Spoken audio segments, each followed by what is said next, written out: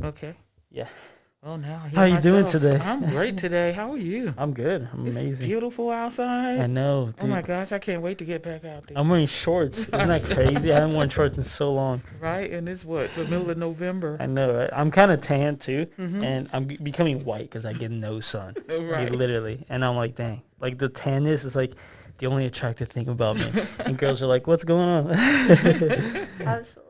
Well, I don't have that issue, but Yeah. All right. Welcome back to the Faith and We podcast, and we have what can we call you? you can call me Sonja. So just as an introduction, I am Reverend Sonja Lee. I am the executive director of the Lionel Lee Jr Center for Wellness.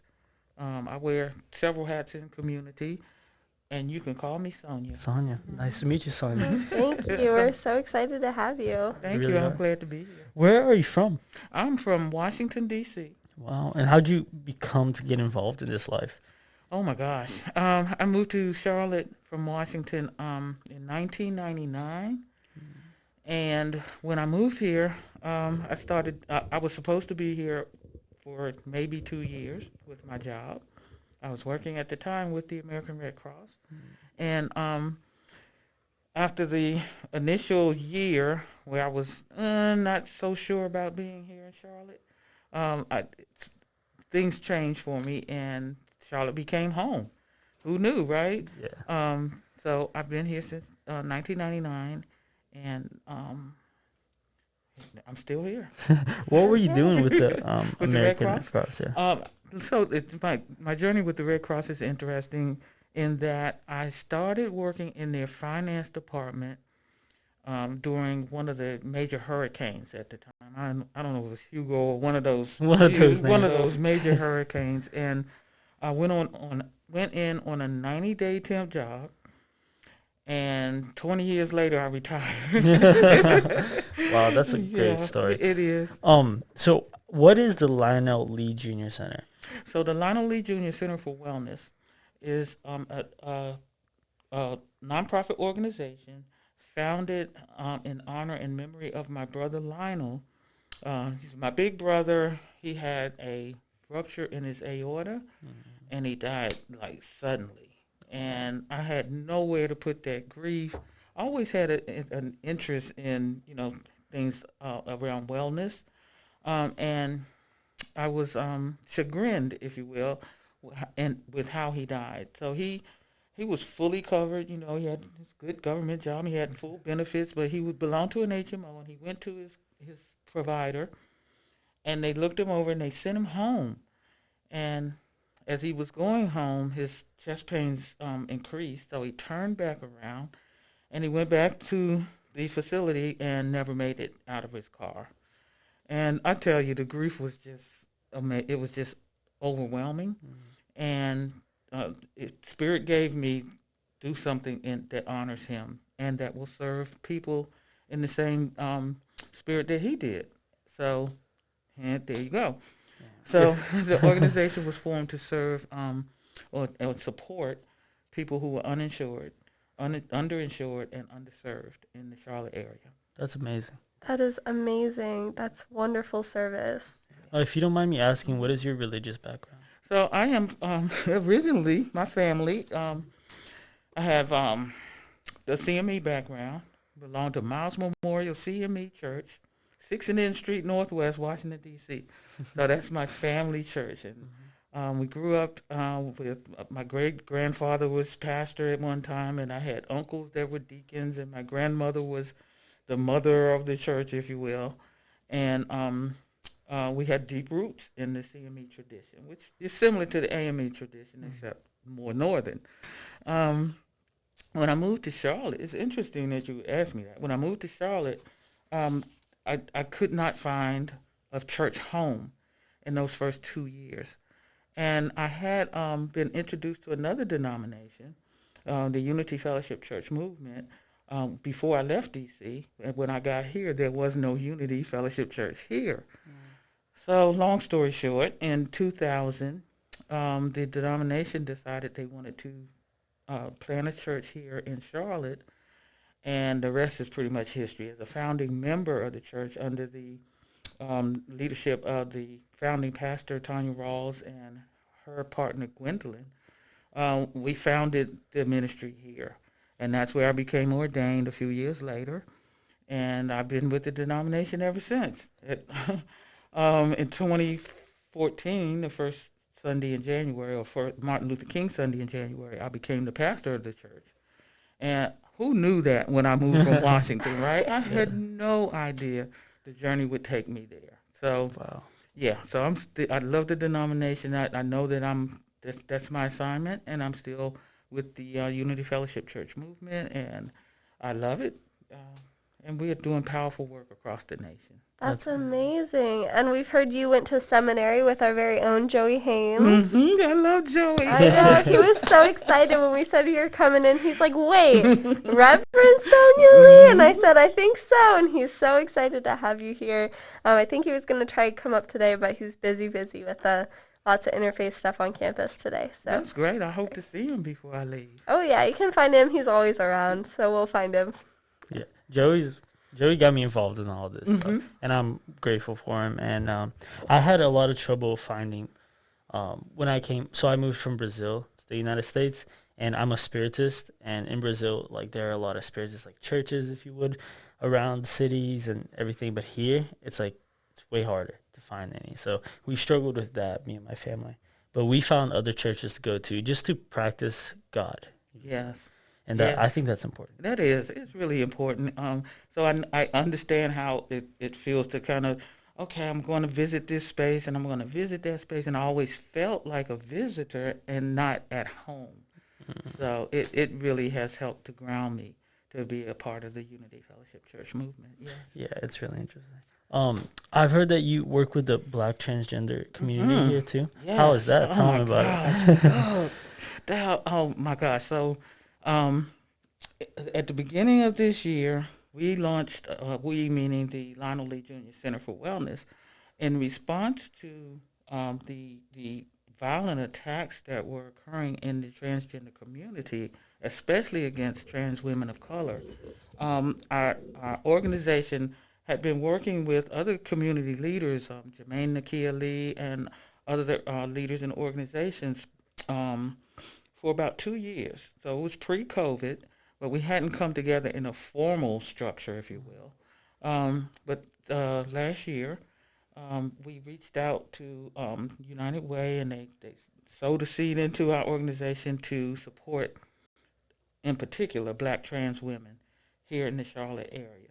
So look, we formed an advisory team consisting of the very women who needed the services, the very women whose lived experience put them in jeopardy, and they have become this amazing team. And I know that we're going to continue to do great work. This past Sunday, we actually launched the first SOE Transparency talk show. And 5 of the women got together, and we did some recording at over on the plaza, and it was kind of like the View and the Real and the Talk all kind of together.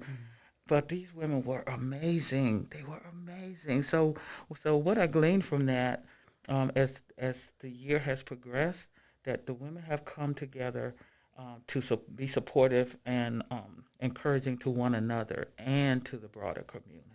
It's amazing. Look, the show is going to launch on this coming Saturday in honor of the Transgender Day of Remembrance. And they're excited, and I'm excited, and I'm just, that's important work. That's amazing. It really is. It really is. What's the name of the show again? So it's people know. State of Emergency, Transparency is the name of the show. Awesome. Yes.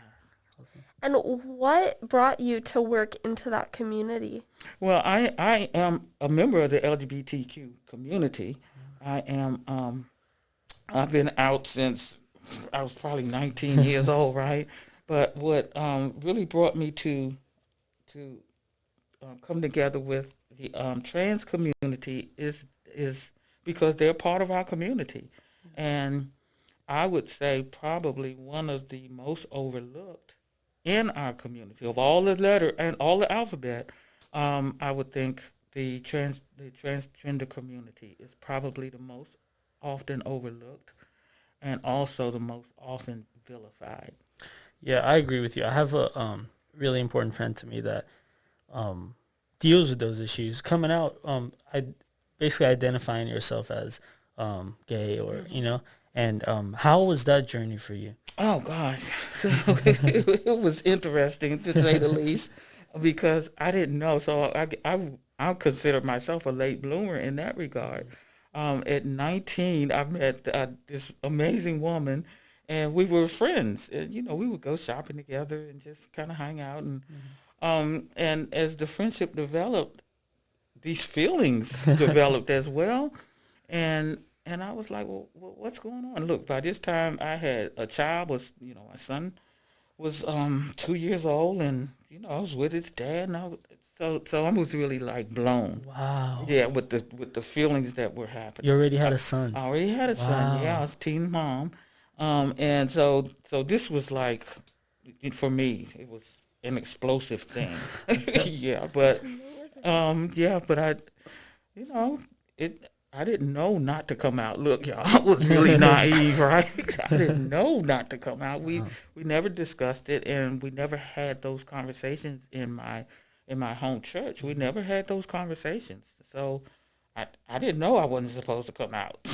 So I came out. Did you find your faith accommodating and accepting of that? I do now. I do now. Since my journey with the Unity Fellowship Church movement and other affirming churches here in the Charlotte area in particular, my faith community is strong and affirming, and they embrace and love us. And yeah, that's definitely. Amazing. Yeah, truly exemplified and demonstrate the love of God. That is so beautiful. So I'm also a member of the LGBTQ community. I identify as asexual. So we are out here having a good time, building up representation, and I love it so much. And I am so I'm so in admiration of the work that you're doing, and that's amazing. I know a lot of controversy comes a lot around the LGBTQ plus community and church. So how did your church react when you came out versus how you pastor to your congregation around that now? So that's it. So my coming out was not addressed. It's just kind of shrugged off, if you will. And shortly thereafter, I joined the military, and that's a long whole story, right? I joined the military, so I was not at home when my family was going through this process. So I really didn't get the backlash that a lot of members of our community get. Mm-hmm. I did not get any of that. And quiet as it's kept, now that I think about it, it probably was just swept under the rug. Mm-hmm. It was not addressed at all. Yeah. So totally opposite of how we embrace families, individuals. When they come into our congregation, we embrace and affirm the LGBTQ community and their allies. A lot of time the allies, family members and loved ones, are even ostracized by other denominations. Yeah. That is amazing, and I admire you because I've been part of church communities that have not affirmed people. It breaks my heart, so thank you for the work that you're doing. You're welcome. Yeah, my pleasure. Did your faith help you with that, or was it more sort of a barrier? Well, so my faith in God was not based on anything really that I heard from the pulpit other than John 3:16. That kind of stays with me, right? And so I, having not heard any of those negative messages from the pulpit, I didn't know that I was supposed to be anything other than God's child. So I didn't. So the military in the 70s was. It wasn't don't ask, don't tell. It was don't exist. Just Anyway, again, the military experience is another whole story. But internally, I always knew I belonged to God, and that God loved me. That's perfect. That's how it should be. Mm-hmm. Yeah, I agree with you. I just knew that. I intuitively knew that. I love that. My mom always says that to me. Whenever I was growing up, she was very open about that stuff. She was like, I don't care if you like men, women, whatever you like. I love you. You're a child of God in whatever way, and I will love you at the end of the day. And it was really nice. That's beautiful. Yeah, it made me comfortable with my sexuality. It made me open to anything. And I became straight, but at the same time, my family would have loved if I was gay. And one of my best friends is gay, and it's the best. And I think society today is evolving towards being more accepting. I agree with that. And great work like you do helps that a lot. Thank you for that. Thank you. Your military service, how was that? How did that shape your life? We'd love to hear it. So, I joined the military in 1974 after I realized that I had that I was gay and that I needed a safe place to be. Mm-hmm. So my coming out in my family was one thing. I didn't feel any physical danger, but I felt some physical danger from other places. So one of the things I decided to do was, well, let me get out of town.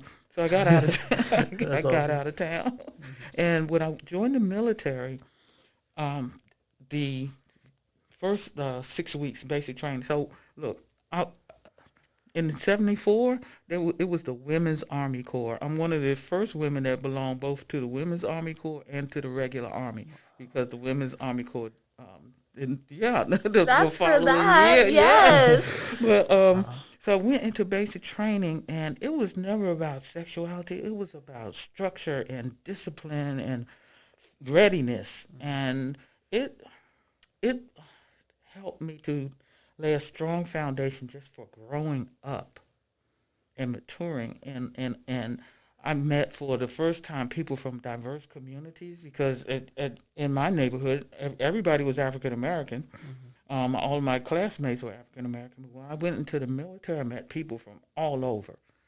And that in and of itself was an explosive experience. So I learned to embrace other cultures and other races, and it was just an amazing experience. It really was. So I did the 6 weeks in the middle of summer in Anniston, Alabama at Fort McClellan, and then I went to Fort Gordon, Georgia. My background was in communications, and I maybe 6 months there in Fort Gordon, Georgia, and then I spent 2.5 years in Germany. It was amazing. Wow, Germany. It was amazing. Yes. I wouldn't trade that experience for anything. Yeah, one of my good friends, he was a very wild kid in high school. His parents kicked him out like 3 times, and he went to the military about when we graduated high school. He's a whole different person now. It gave him discipline. It changed him as a human, and he's so appreciative of it. And I would love to go in the military one day, but I'm not from here. I'm from Brazil, so that's a whole different issue. A long way to go before you can get that part ready. Long way to go. But I feel like that helps grow a person, you know? It does. It helps grow a person. I highly recommend it to do a 3-4 year stint. I think is life-changing for any young person. And I also believe that as challenging as this nation may be, to give something back in service to his country also helps to build character. Yeah, I agree. It's interesting. I read that Hungary, they took out the sex education in schools. Mm-hmm. They took that out, and there's major protests against that, which is amazing. The UN is actually trying to get them right about that. Which is good. I think the world is becoming more accepting that we need sex education. We need sexual orientation in schools, because, like Eleanor was talking to me about it the other day, it makes you feel part of something. It makes you feel like there's nothing wrong with you. Yes. It makes you feel comfortable, and I think that's so important. Yes. Yeah, my experience with asexuality was like in high school.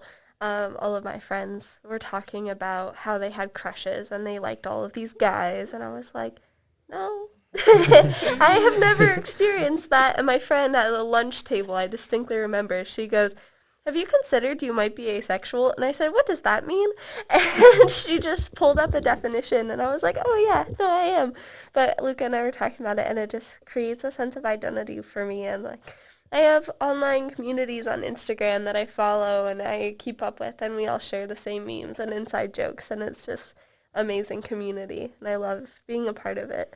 That's wonderful. Yeah, we do. We need places where we can identify and be affirmed and just be ourselves and Exactly. know that, God loves us just the way we are. Just the way we are.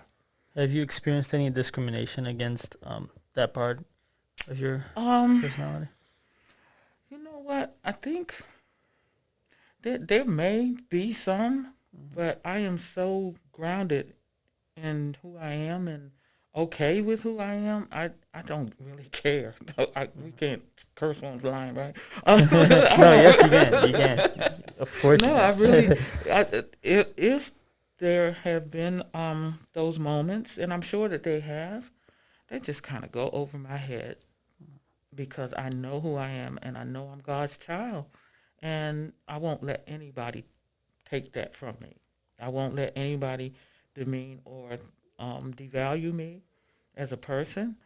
So, in those moments, I just keep it moving. Yeah, that's such a great lesson, Mm-hmm. honestly.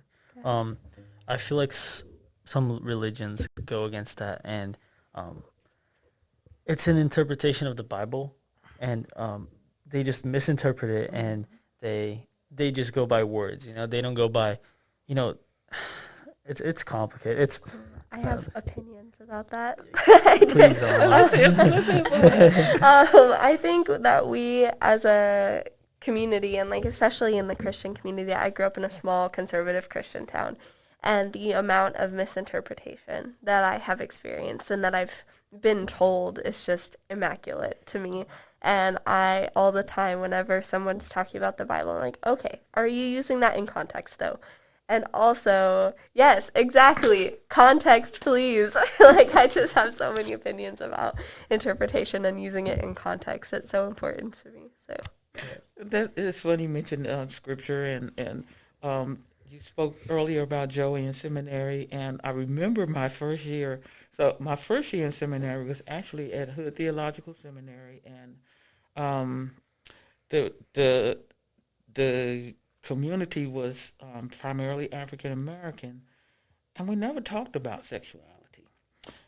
My last 2 years of seminary were at Union Presbyterian Seminary, and um, we had a lot of discussion around sexuality. And it's funny, Eleanor, because whenever anything about gay came up, the entire class would look at me. That's awesome.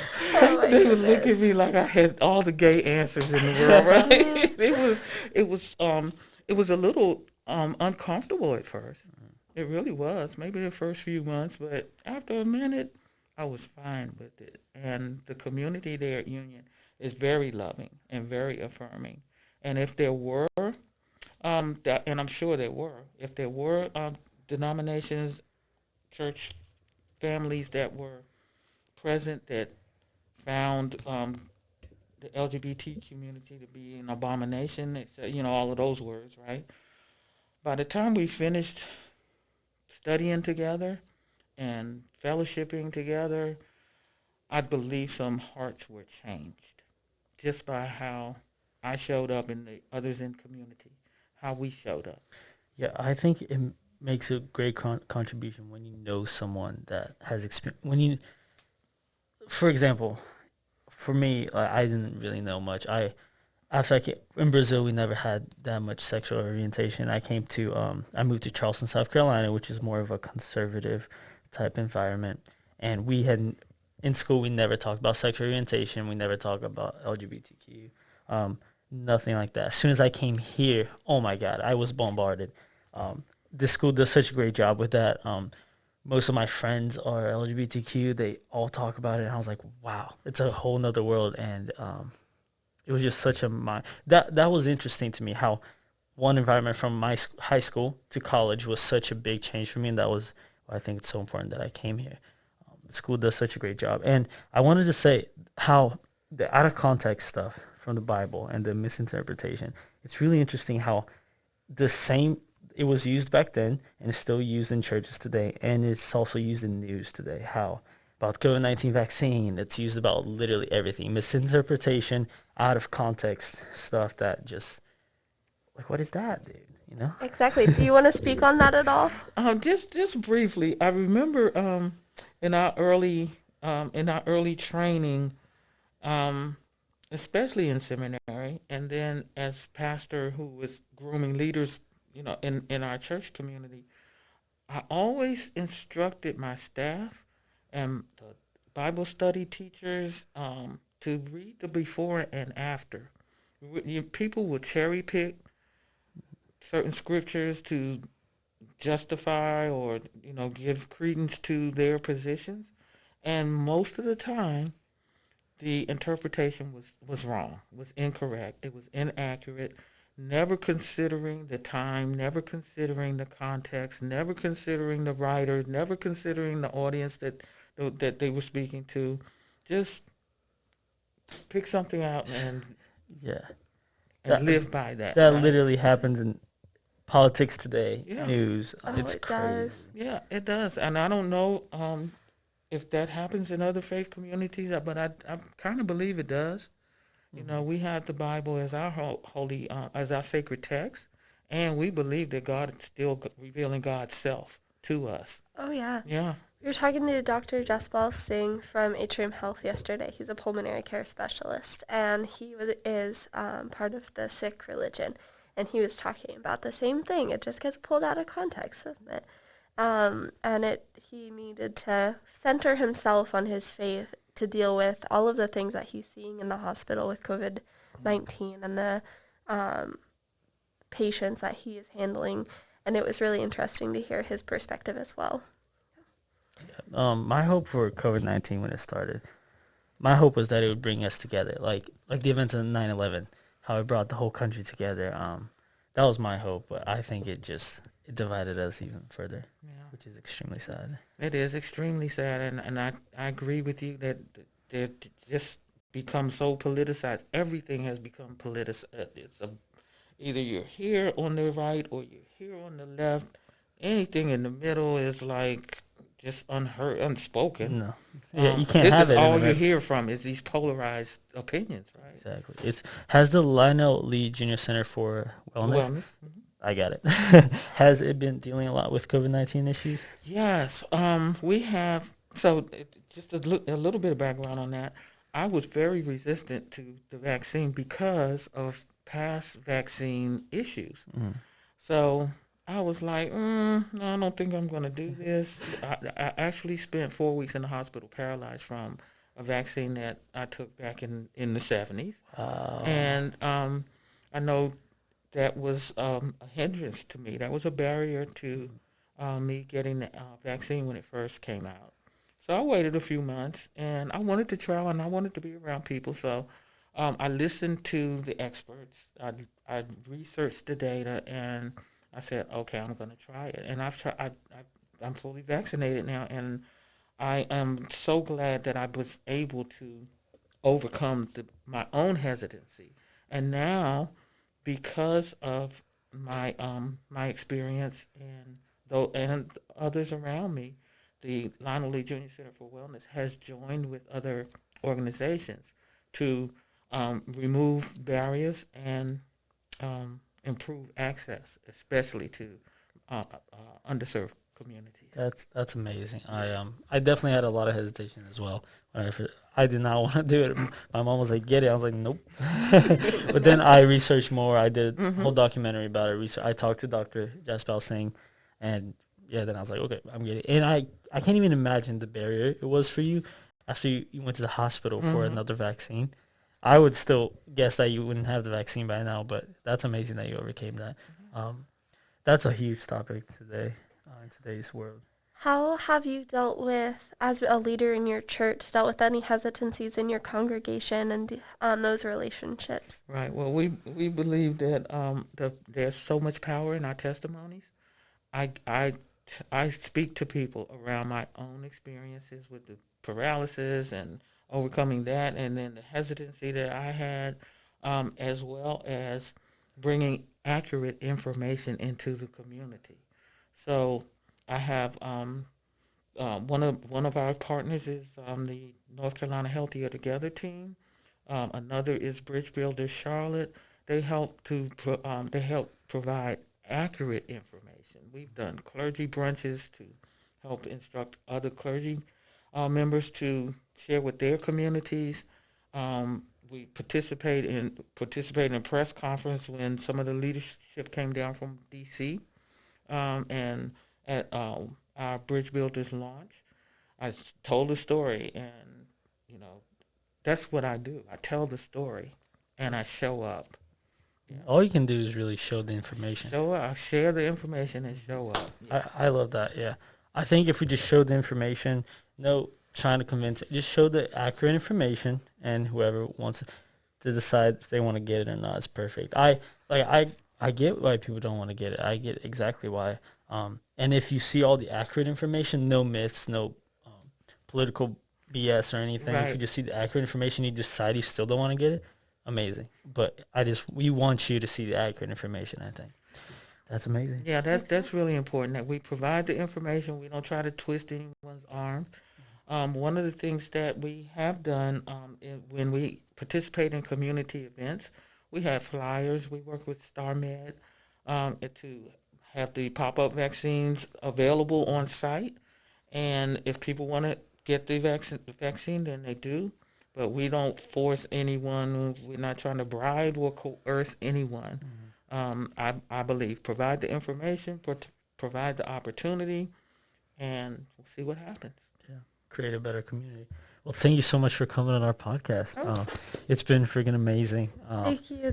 Such an enriching conversation. Thank you so much. We would love to have you next time. We are trying to make this an actual thing, like a 4-year type thing, and even after we graduate. So we would love to have you after some time. I would love to be here. Thank you so much. Thank you. And thank you for all the community work that you do. It really is life-saving work. Thank you so much. You're welcome. I'm glad to be here, and thank you for the invitation. Thank you. Boom. Amazing. That was awesome. That was good. My favorite guest Wonderful. so far. Yeah, definitely. Oh, my goodness. Thank you. This was great. I can't believe you got the vaccine after that experience. Yeah. Wow. Yeah. You were in the hospital for how long? I was in the hospital